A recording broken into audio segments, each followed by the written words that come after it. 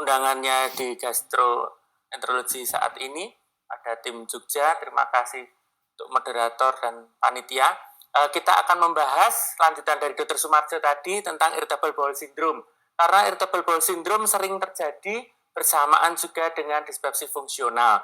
Kita akan mulai membahas, jadi prevalensi irritable bowel syndrome cukup banyak ternyata, secara global sekitar 10% dan naik jadi 11%. Dan ditemukan bahwa post-infeksi, jadinya pasien mengalami infeksi, demam, muntah, diare sebelumnya akan menyebabkan terjadinya irritable bowel syndrome sampai 5% sampai 25%.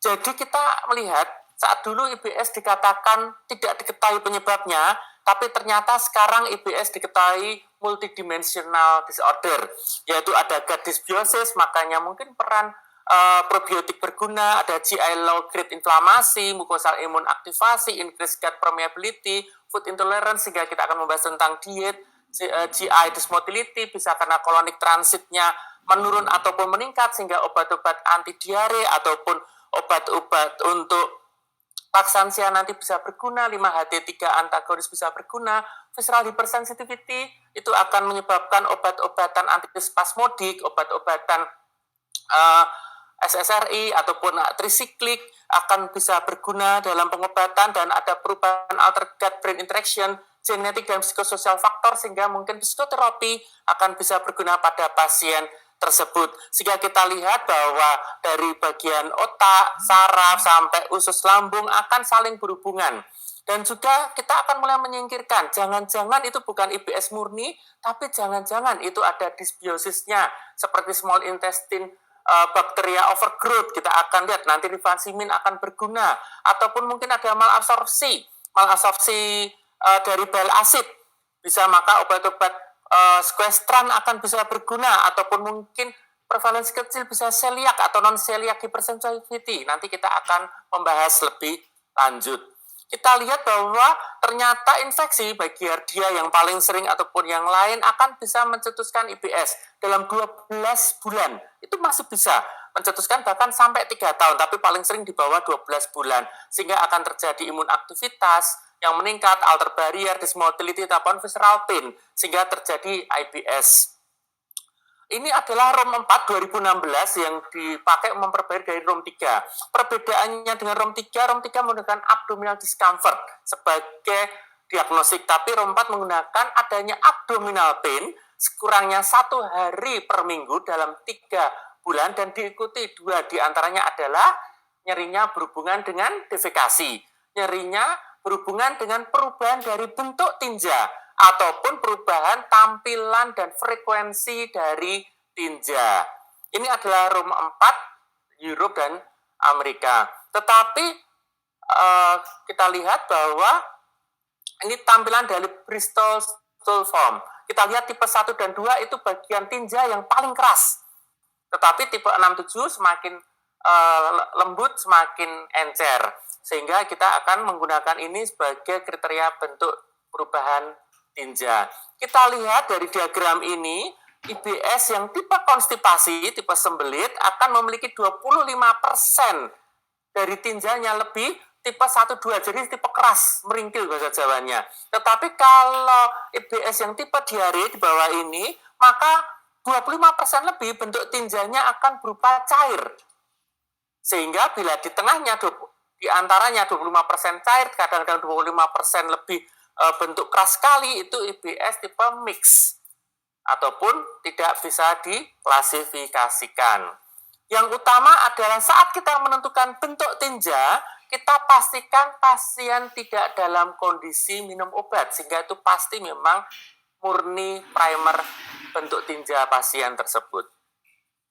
Tetapi para ahli di Asia berkumpul. Tahun 2019 ada dari Indonesia Prof. Ari Syam, dan juga dari Jepang, India, Bangladesh, dan yang lain berkumpul karena merasa bahwa ROM 4 tidak bisa mengatasi, menjembatani pasien-pasien di Asia karena perbedaan genetik, pola makan, habit, kebiasaan, culture.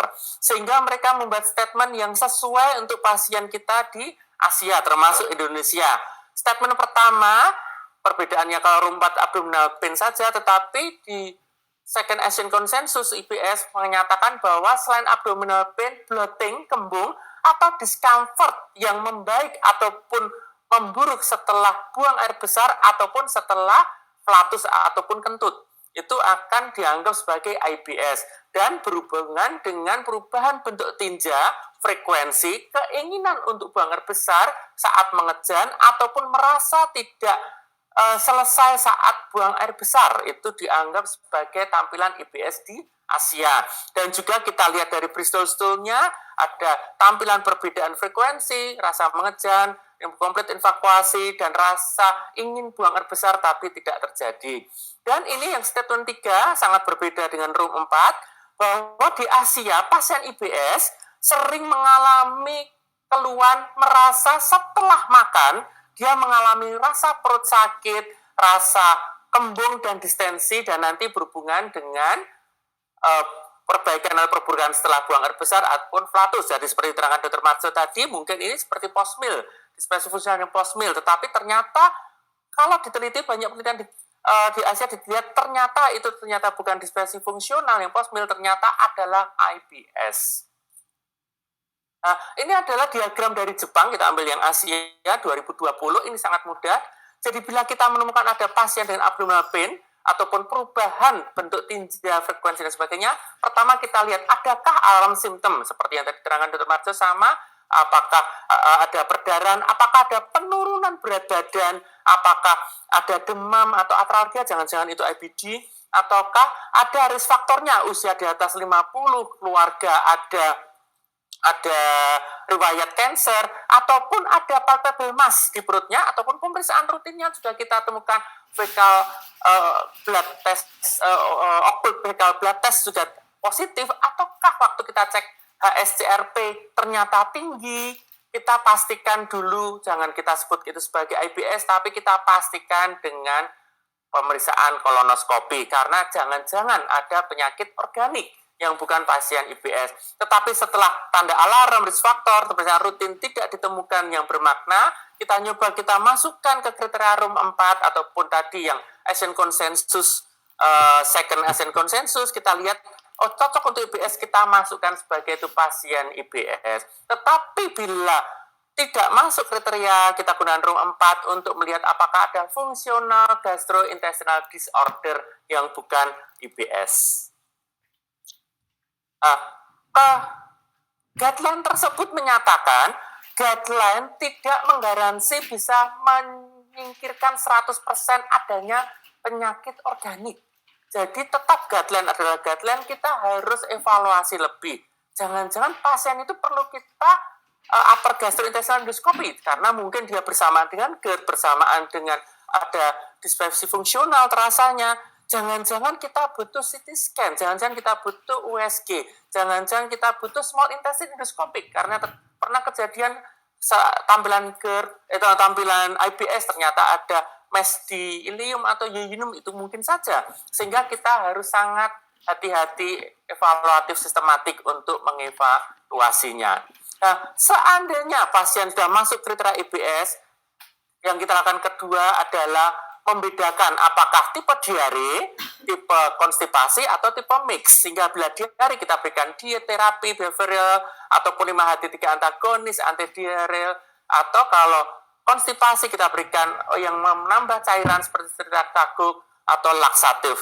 Dan juga kita lihat ada perbaikan atau tidak. Bila perbaikan kita stop. Tapi bila tidak ada perbaikan, kita lihat adakah stres psikologi dominan tendensinya ke depresi, anxiety, atau psychotic disorder. Kalau psychotic disorder kita bawa ke jiwa. Kalau depresi kita berikan antidepresan, anxiety kita berikan ansiolitik. Kalau ternyata follow up-nya adakah konstipasi, kita pastikan apakah butuh kolonoskopi ataupun tidak benar diare, kita pastikan apakah itu bukan SIBO, small intestine overgrowth bakterial, ataupun bukan celiac, ataupun bukan BAM, bile acid malabsorpsi, kita lihat. Dan setelah itu kita lihat perbaikannya atau perburukannya. Dan bila ternyata tidak membaik, kita evaluasi ulang stres psikologisnya ada tidak, kita lihat adakah severe GI dysfunction. Kita pastikan jangan-jangan ada gangguan motilitas disorder, ada gangguan hipertoni dari sphincter ani, adakah gangguan hiposensitif atau hipersensitif dari rektum, adakah gangguan hipotonia.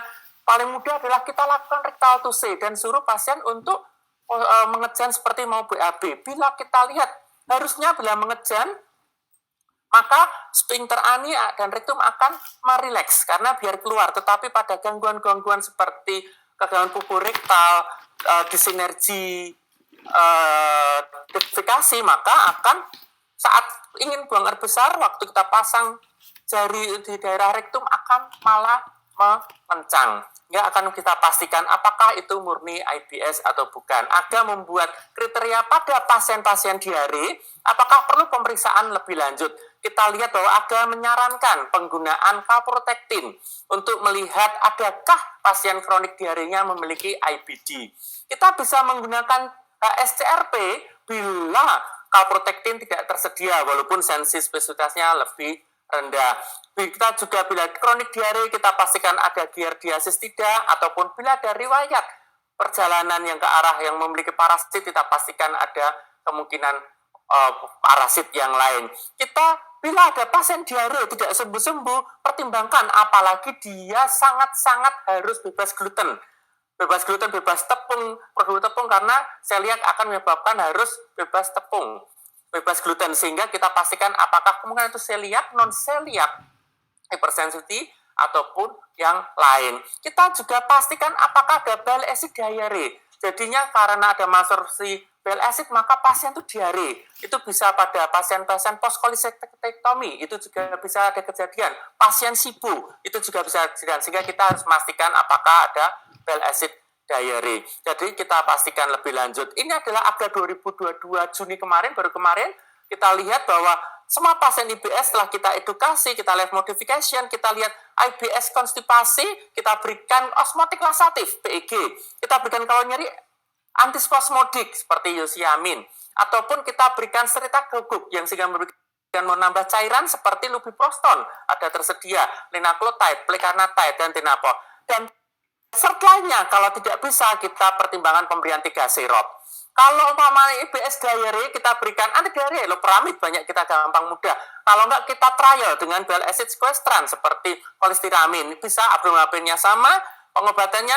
Dan kalau kita curiga ada SIBO, kita berikan rifasimin kalau ada, kalau enggak ya metro atau ciprofloxacin masih diberikan, dan juga bisa kita berikan amitriptilin akan mengurangi kemampuan diarenya. Dan third line-nya kita bisa gunakan alosetron. Nah, ini adalah AGA clinical practice yang terakhir 2022 untuk konstipasi yang kita perhatikan bahwa kenapa 3 serut jadikan third line, karena 3 serut ada risiko untuk ischemic event sehingga ada restriksi ketat harus di wanita di bawah 65 tahun yang tidak punya kejadian ischemic event. Dan untuk diare kita lihat bahwa obat-obatan yang disarankan oleh AGA, hati-hati dengan eluxadolin karena menyebabkan pankreatitis. Hati-hati, maka jangan sampai ada pasien riwayat gallbladder, riwayat sphincter odyspasm, riwayat alkoholisme, riwayat bilirubin yang naik, ataupun riwayat operasi gallbladder dilarang menggunakan eluxadolin. Alosetron hati-hati bisa menyebabkan ischemic colitis karena dulu pernah ditarik, maka FDA menyarankan hanya untuk wanita dengan risk management program yang sangat ketat karena risikonya lebih banyak, maka diletakkan sebagai third line. Tapi berita bagusnya IBS diare, kita bisa mengembangkan 5-HT3 antagonis, yang paling mudah apa? Ondansetron, ada penelitiannya ondansetron, bisa kita gunakan 4 mg sekali sehari, atau dititipkan sampai 8 mg kali sehari, bisa menurunkan tinja yang lunak, frekuensi, ataupun rasa tidak nyaman dari saat tinja. Diet di Eropa, low food mad itu bagus, tetapi tidak terbukti pasti di Asia. Maka kita akan melihat bahwa diet kita pastikan yang jangan terlalu spicy, dan juga kita lihat bila ada satu diet memang menambah gangguan untuk diare ataupun konstipasi, ya kita stop, sambil kita pertimbangkan. Bagaimana dengan low food map? Low food map bisa kita gunakan bila memang ada kecenderungan, tetapi hati-hati kalau memang dia memang bisanya rendah gluten, jangan-jangan ada non-celiac hypersensitivity atau celiac sensitivity, atau ada penyebab yang lain kita pastikan, atau jangan-jangan hanya karena NCT, itu juga bisa, sehingga pastikan kita stop semua yang high food map, kita nyoba satu-satu lagi, kita masukkan yang low food map, dan setelah itu kita lihat apakah baik atau tidak. Ini contoh dari high food map dan low food map. bisa dilihat di internet banyak sekali. Bagaimana probiotik? Ternyata datanya inkonsisten, sehingga dari Jepang menyarankan boleh saja dipakai probiotik karena tetap mungkin menguntungkan dan rendah biaya dan aman. Karena ada penelitian menyatakan, bakterial tertentu berguna bagi IBS ataupun sangat rendah di IBS, ataupun yang satu menyatakan bermanfaat, yang satunya menyatakan tidak. Exercise akan sangat berguna, yaitu jalan kaki setengah jam sampai 1 jam tiap hari, aerobik bisa, yoga bisa, ataupun kalau ternyata dia bukan IBS tapi inkontinensi fekal, bisa kita ajari Kegel, ataupun disenergi konstipasi itu juga bisa kita ajari Kegel, ataupun seperti tadi kita terangkan untuk belajar buang air besar yang benar.